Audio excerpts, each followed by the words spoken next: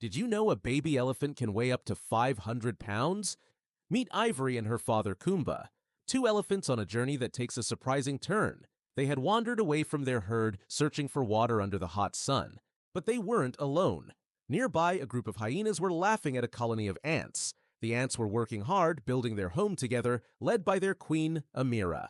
The hyenas chuckled. Look at those tiny bugs.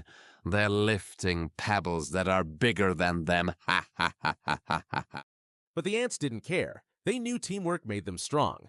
Up ahead, Ivory wandered as Kumba paused to eat some bark. The hyenas whispered, That little elephant is all alone. Let's get her. Queen Amira overheard them and sent a team of ants racing up Kumba's body, all the way to his ear. Kumba, watch out!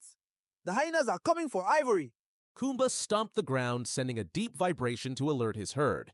But would they arrive in time?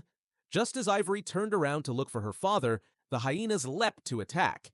Suddenly, the earth began to rumble. Kumba's herd had arrived.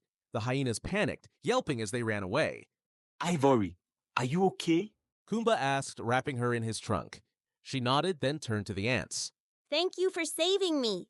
Queen Amira replied, We always help other animals, but sometimes they step on our homes and don't even notice. Ivory's ears flopped.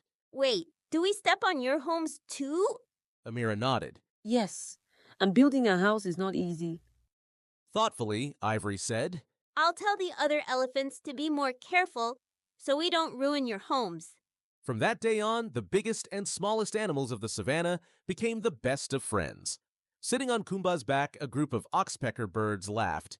How could tiny ants save a giant elephant? Kumba smiled. No matter how small you are, you can always make a big difference.